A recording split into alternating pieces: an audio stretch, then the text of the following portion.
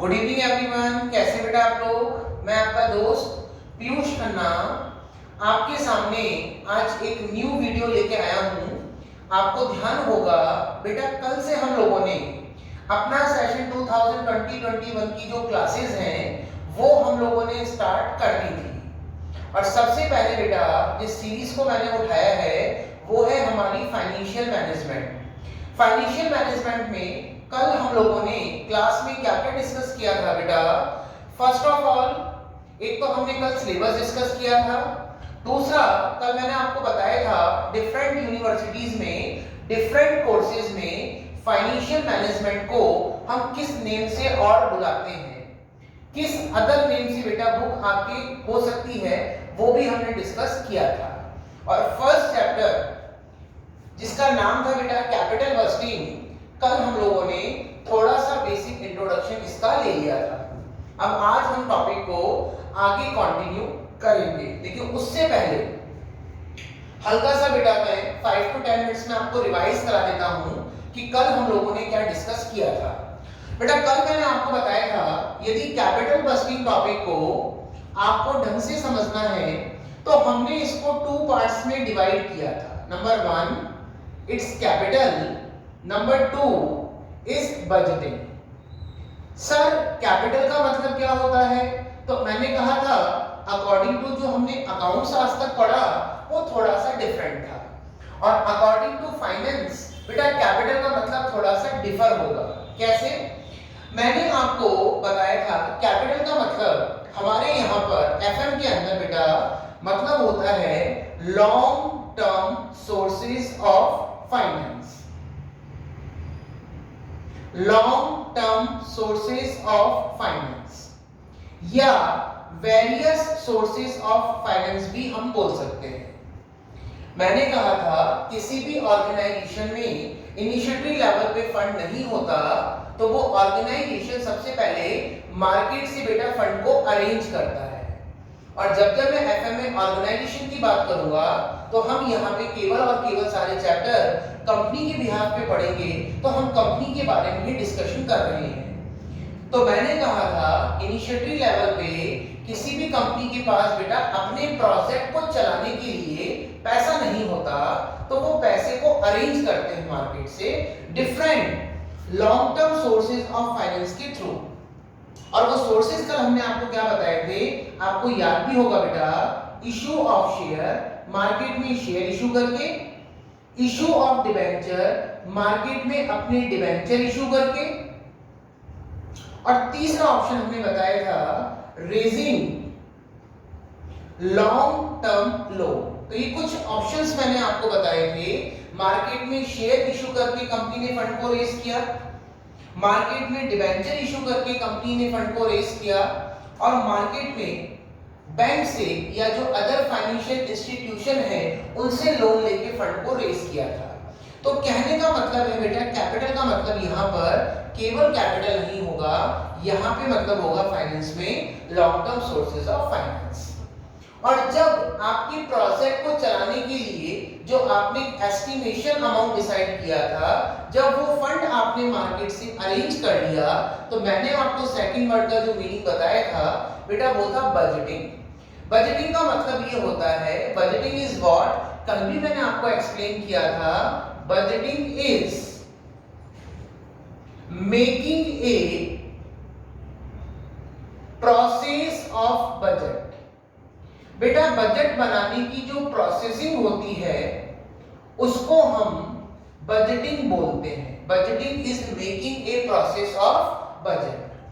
Fund नहीं था, fund आपने अरेंज कर लिया, हुआ यू आप कौन कंपनी, और पैसा आने के बाद फंड को अरेंज करने के बाद मैंने कहा था टॉप लेवल का जो मैनेजमेंट है वो ये डिसीजन लेगा कि इस पैसे का हमें क्या करना है। कहने का मतलब है जितना पैसा आपने मार्केट से उठाया था उतना तो हमें रिटर्न नहीं करना, उससे एक्स्ट्रा ही मार्केट को लौटाना है, प्लस खुद को भी कमाना है।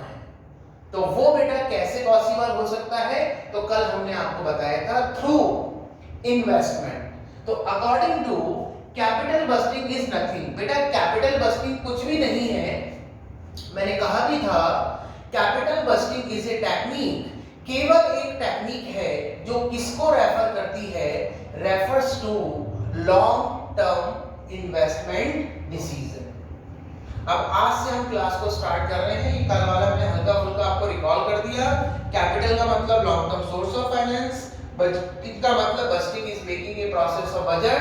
पैसा आने के बाद टॉप लेवल मैनेजमेंट बजट बनाएगा, प्लानिंग करेगा, फोरकास्टिंग करेगा कि इस पैसे को हमें कहां यूज करना है और कैसे मार्केट में इन्वेस्ट करना है ताकि कंपनी मैक्सिमम प्रॉफिट अर्न कर सके, खुद भी घर कमा के ले जाए बेटा, और मार्केट में जहां जहां से फंड आपने अरेंज किया है उनको भी हम सेटिस्फाई कर सकें।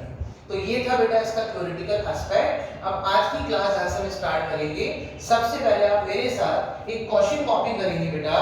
एक क्वेश्चन लिखेंगे आप सभी लोग, और क्वेश्चन है बेटा, what is the meaning of capital budgeting. लिखिए बेटा, what is the, question number 1, what is the meaning of capital budgeting. Capital budgeting का मीनिंग क्या होता है? लिखिए बेटा इसका आंसर, बहुत सिंपल है। Capital budgeting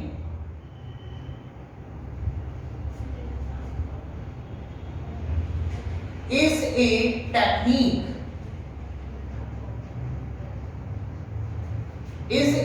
technique, refers to long term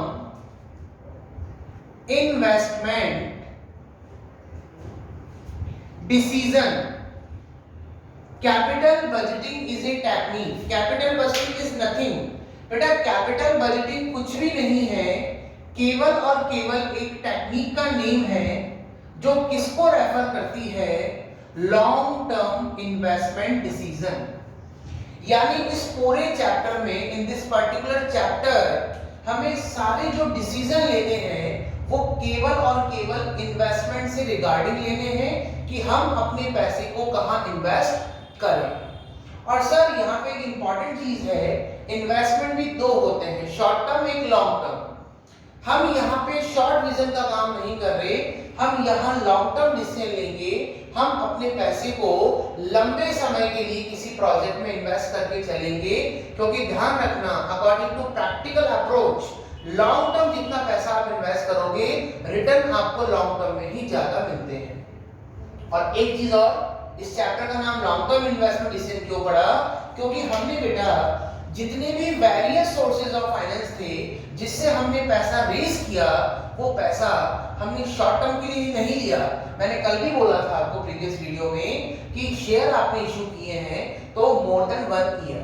company जब भी मार्केट में शेयर इशू करती है 10 साल, 12 साल, 15 साल के लिए इशू करती है, तो आपको पता है 15 साल तक पब्लिक हमारे पास पैसा मांगने नहीं आएगी। हमारे पास 15 साल तक पब्लिक का पैसा पड़ा हुआ है, ठीक है। हर साल देना पड़ेगा, तो डिविडेंड देना पड़ेगा, एक छोटा सा अमाउंट, लेकिन जो होल अमाउंट है वो आपको 15 साल बाद ही आप उसको मैच्योर करोगे, रिडीम करोगे।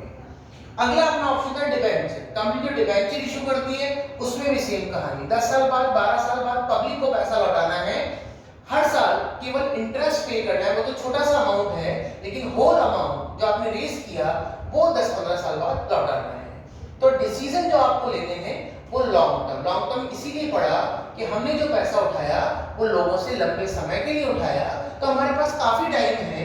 अब हमें इस पैसे को ऐसी जगह इन्वेस्ट कर देना है ताकि हमें एक अच्छा रिटर्न मिले, और हम क्या करेंगे, उस रिटर्न से सबको सेटिस्फाई भी कर देंगे और खुद भी घर पैसा लेके चले जाएंगे। और एक चीज और बेटा, कैपिटल बजटिंग का ही कल हमने एक अदर नेम और बताया था, और वो था capital expenditure decision. Capital expenditure decision भी इसको हम बोलते हैं। अब यदि आप थोड़ा सा अकाउंट की तरफ जाएंगे बेटा, तो अकाउंट्स में आप लोगों ने पढ़ा होगा, जब हमने 11th क्लास के अकाउंट पढ़ी थी, बेसिक अकाउंटिंग पढ़ते हैं, तो वो दो नेचर के एक्सपेंस आपने डिस्कस किए थे, रेवेन्यू नेचर, कैपिटल नेचर। आप सबको पता है कैपिटल नेचर के जो भी एक्सपेंडिचर थे, कुछ भी होते थे, उनको हम शो करते थे बैलेंस शीट में। क्यों? क्योंकि उनका बेनिफिट हम मोर देन 1 ईयर तक लेते थे। इसीलिए बेटा इस चैप्टर का नाम जैसे कैपिटल बस्टिंग बोल दो, लॉन्ग टर्म इन्वेस्टमेंट डिसीजन बोल दो, आप क्या करोगे कैपिटल एक्सपेंडिचर डिसीजन बोल दो। क्यों? क्योंकि आप पैसे को ऐसी जगह इन्वेस्ट कर रहे हो जिसका बेनिफिट आप लंबे समय तक, लॉन्ग टर्म तक लेंगे। तो ये था बेटा definition of capital bursting. I hope अब आपको बहुत ढंग से कैपिटल बस्टिंग का मीनिंग क्लियर हो गया होगा कि किसी भी कंपनी के पास फंड नहीं होता, वो फंड को रेज करती है डिफरेंट सोर्सेज ऑफ फाइनेंस के थ्रू, और पैसा आने के बाद कंपनी का जो टॉप लेवल मैनेजमेंट है उसको डिसीजन लेना है कि इस पैसे को हम कहां इन्वेस्ट करके चलें। और what is the meaning of capital bursting? मैंने आपको बोला इट इज ए टेक्निक जो किसको रेफर करती है, लॉन्ग टर्म इन्वेस्टमेंट डिसीजन। हमें डिसीजन लेने हैं कि हम पैसे को कहां इन्वेस्ट करके चलेंगे। और the other name of capital budgeting is called long term investment decision. अब एक छोटा सा क्वेश्चन बेटा, एक छोटा सा पॉइंट इज व्हाट, हमें ये चीज तो क्लियर हो गई कि पूरा का पूरा जो चैप्टर है बेटा वो इन्वेस्टमेंट के ऊपर बेस्ड है।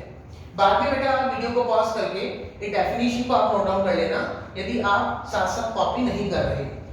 चलिए बेटा इसके बाद बात करते हैं, हमें एक चीज क्लियर हो गई पूरा चैप्टर इन्वेस्टमेंट के ऊपर बेस्ड है। लेकिन मैं आपको बता दूं इन दिस पर्टिकुलर चैप्टर, इस पूरे चैप्टर में बेटा जो इन्वेस्टमेंट होगा वो कहां पे होगा वो मैं आपको बता देता हूं। आप एकेडमिक लेवल की बात करें चाहे प्रोफेशनल लेवल की बात करें, कोई सा भी जहां भी कैपिटल बस्टिंग टॉपिक है, जब भी इन्वेस्टमेंट की बात आएगी, इन्वेस्टमेंट कहां होगा, तो क्वेश्चन में दो ही टर्म यूज करेगा, या तो बेटा मशीनरी या फिर करेगा प्रोजेक्ट। यानी हमें जो पैसा इन्वेस्ट करना है वो दो ही जगह करना है, या तो मशीनरी में करना है या फिर प्रोजेक्ट में करना है। तो हमने अभी तक 3 पॉइंट डिस्कस कर लिए। Number 1, capital budgeting is what, it is a technique, केवल एक टेक्निक है जो किसको रेफर कर रही है, refers to long term investment decision. Point number 2, the other name of capital budgeting is called capital expenditure decision भी इसको हम बोलते हैं, क्योंकि लॉन्ग टर्म के लिए आप इन्वेस्टमेंट डिसीजन ले रहे हो तो जो बेनिफिट मिलेंगे आपको वो भी लंबे समय तक मिलेंगे। और तीसरा, in this particular chapter company अपना पैसा कहां इन्वेस्ट करके चलेगी, तो मैंने कहा या तो बेटा मशीन में या फिर प्रोजेक्ट में। दो वर्ड लिखे गए हैं क्वेश्चन में, मशीन या फिर प्रोजेक्ट। Is it clear? तो ये बेटा इसका कुछ थ्योरेटिकल एस्पेक्ट था जो हमने कंप्लीट किया। अब हम स्टार्ट कर रहे हैं इसका प्रैक्टिकल पोर्शन, कैपिटल बस्टिंग का। अब मैं प्रैक्टिकल पोर्शन ले रहा हूं तो थोड़ा सा बेटा अपना कंसंट्रेशन ज्यादा रखना बोर्ड पे। अब हम इंपॉर्टेंट चीज डिस्कस करने वाले हैं। तो हमें क्या चीज क्लियर हुई, कैपिटल बस्टिंग में हमने केवल एक डिसीजन लिया। सर कौन सा डिसीजन लिया? सर इन्वेस्टमेंट डिसीजन लेते हैं, पैसे को कहां इन्वेस्ट करें। सर पैसा कहां इन्वेस्ट कर रहे हैं आप, या तो मशीन्स में या फिर सर प्रोजेक्ट में। दो ही वर्ड क्वेश्चन में यूज करेगा, इधर मशीन या फिर प्रोजेक्ट। अब मैं कह रहा हूं प्रैक्टिकल पोर्शन अब हम शुरू कर रहे हैं। सर प्रैक्टिकल पोर्शन क्या है? बेटा जब भी आप इस चैप्टर को आप करने बैठेंगे कैपिटल बस्टिंग को, तो आपको दो वर्डों पर, दो शब्दों पर आपको फोकस करके चलना है। सर वो दो वर्ड कौन से हैं? नंबर 1 इज कैश इनफ्लो और नंबर 2 इज कैश आउटफ्लो। जब तक ये चैप्टर हमारा एंड नहीं हो जाता, हम लोग दो शब्दों पे फोकस करेंगे, कैश इनफ्लो और दूसरा वर्ड है कैश आउटफ्लो। सर समझते हैं सर कैश इनफ्लो क्या होता है? तो बेटा कैश इनफ्लो का मतलब होता है, हमेशा ध्यान रखना, इनका मतलब होता है आना यानी इनकम। इनका मतलब होता है आना यानी इनकम। और सर आउट का मतलब क्या होता है? आउट का मतलब होता है जाना यानी एक्सपेंडिचर। इनफ्लो, इनका मतलब आना यानी इनकम, आउट का मतलब जाना यानी एक्सपेंडिचर। अब सर हम इसको प्रैक्टिकल समझते हैं कि सर ये कैश इनफ्लो और कैश आउटफ्लो क्या है। मैंने कहा इन मतलब आना, आने का मतलब ये है बेटा, फॉर एन एग्जांपल इस पूरे चैप्टर में जो आप पैसा इन्वेस्ट कर रहे हो वो कहां कर रहे हो, मशीन या फिर प्रोजेक्ट। मैं एक छोटा सा एग्जांपल देता हूं, लेट इट बी एक मशीन है जिसका नाम है बेटा एक्स। आई अगेन रिपीट, एक मशीन है जिसका नाम है बेटा एक्स।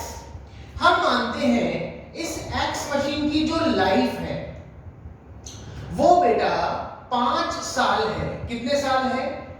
एक्स मशीन की जो लाइफ है वो 5 साल है।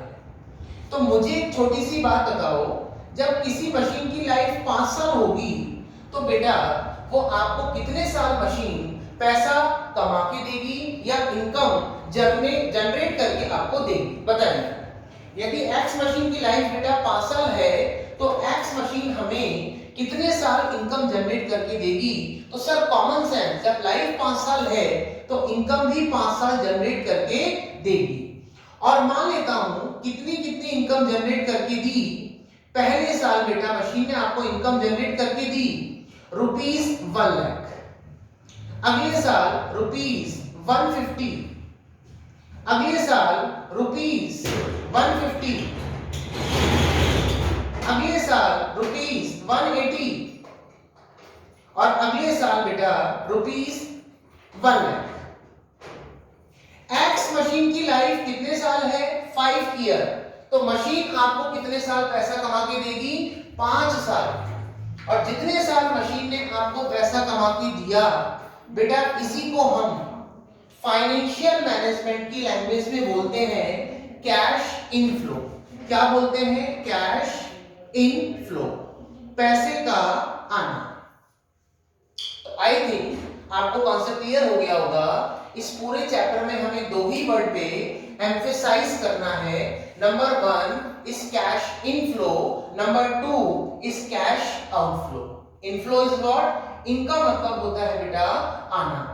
छोटा सा एग्जांपल दिया, एक मशीन है जिसका नाम है एक्स, उस मशीन की लाइफ 5 ईयर है। तो मुझे बताइए मशीन आपको कितने साल पैसा कमा के देगी? तो मशीन आपको पैसा कमा के देगी 5 साल। और मशीन ने आपको कितना पैसा कमा के दिया? 1 लाख, 150, 150, 180, 1 लाख। और जो मशीन ने आपको पैसा कमा के दिया इसी को हम एफएम की लैंग्वेज में बोलते हैं कैश इनफ्लो। अब एक बेटा कॉमन सेंस, अब हम आ रहे हैं अगले वर्ड पे। अगला वर्ड था हमारा कैश आउटफ्लो। सर आपने कहा था आउट का मतलब होता है जाना, जाना मतलब सर एक्सपेंडिचर, खर्चा। बेटा कॉमन सेंस, आपने कहा एक्स मशीन की लाइफ 5 साल है, मशीन ने आपको 5 साल कमा के दिया, इसको आपने कैश इनफ्लो बोला। लेकिन कॉमन सेंस, मशीन कमा के कब देगी? मशीन कमा के तब देगी जब पहले हम उसको परचेज करेंगे, जब पहले हम उसको खरीदेंगे, जब हम उसमें पैसा इन्वेस्ट करेंगे। और सपोज करते हैं बेटा इस मशीन को खरीदने में हमारे 2 लाख रुपीस खर्च हो गए, तो कॉस्ट ऑफ द जो मशीन है वो है ₹2 लाख। और 2 लाख रुपए क्योंकि आपने मशीन को खरीदने में खर्च किए हैं, इसी को एफएम की लैंग्वेज में बोला जाएगा in this particular chapter cash outflow. तो 2 वर्डों पे हमें फोकस करना है, एक कैश इनफ्लो, एक कैश आउटफ्लो। इन मतलब आना यानी इनकम, आउट मतलब जाना यानी एक्सपेंडिचर।